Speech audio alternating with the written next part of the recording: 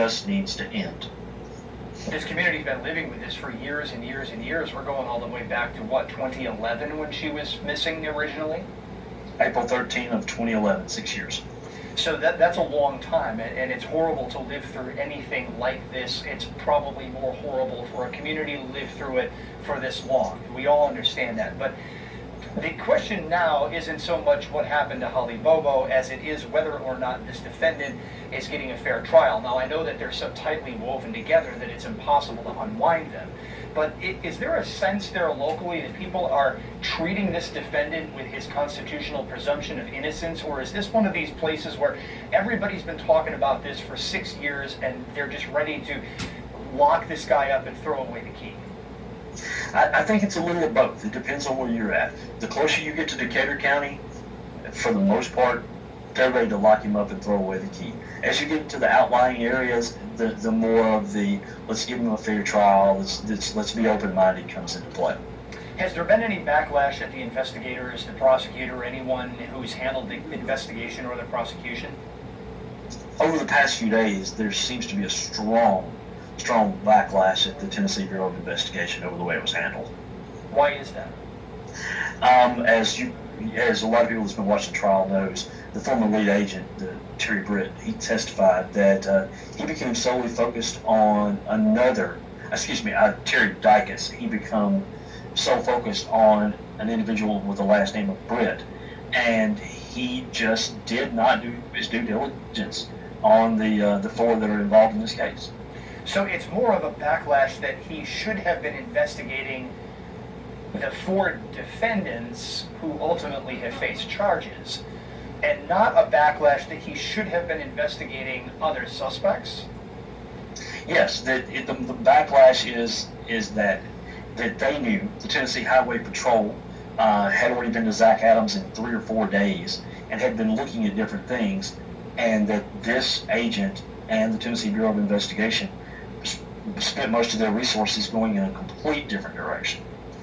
Well, I mean, that's their job, though. They have to look at all the possible suspects to make sure they've got the right one. Right.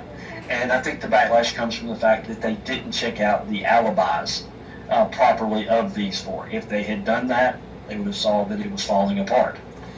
Do people believe the prosecution's case in chief, in other words, that Jason Autry was involved a little bit, but that this defendant was the guy who did all of the worst stuff? Or are people sitting there saying, hey, look, almost every one of the state's key witnesses has got something to gain by lying, and they're all pointing the finger one way or the next, and it's really not possible to prove who exactly did what? Definitely the latter of what you said. The vast majority of the people you talk to, they may feel like they've got the right people, but they say we'll probably never know the truth, and that who did what to who, it will never be known. You talked about something off camera with me, and I want to jump into this a little bit to dig into it. You said that there's something about this case that just doesn't smell right. What is that? It's just that some of the things, I call it the alphabet soup. How did we have and no disrespect to any case that's ever existed, but we've got a 20-year-old victim who walks into the woods, who's presumed kidnapped, and suddenly we have ATF, TBI, you name the alphabet soup, and they're on this case instantly. There's a lot of questions about this case. There's a lot of questions about it, and it seemed to me that the investigation took off in a rather slow manner.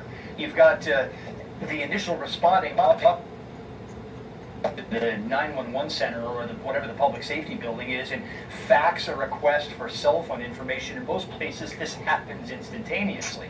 Roadblocks get put up. They turn around and say there's been an abduction.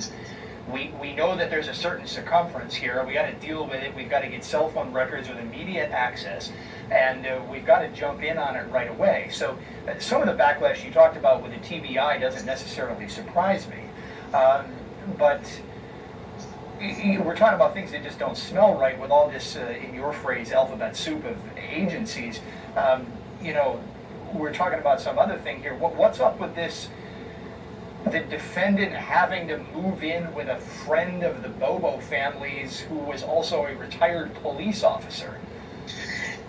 if we to believe the prosecution in our opening statement, and from what I've looked into, Dylan Adams, the brother of Zachary Adams, was in federal custody. A deal was struck that he moved in with a fellow by the name of Dennis Benjamin. He later confessed to Dennis Benjamin, and that's where a lot of this case began.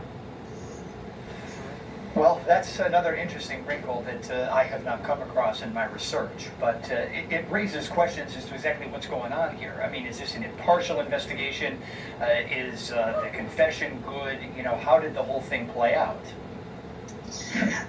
It raises a lot of questions. I hate to answer your question with a question, but it just raises questions, doesn't it? I would say so. I like to sit in the position of asking them more than answering, but you know, it's and you do too, because you're a news director in a local radio station. So you know, look, I mean, the whole media food chain falls apart if we don't have good local journalists on the ground, and we were talking about that a little bit. So how does somebody like you, who sits in the position I found out where all these wasps were getting in at, and I'm about to go kill them. I don't want to say insanity, but this is a high-pressure situation going on in a small community. How do people like you try to keep facts separate from fiction in that hurricane? In my case, I can only speak for me, but what I've done is really try to work the back side of the story, to go to the people that are involved. Over the last 6 or 7 months,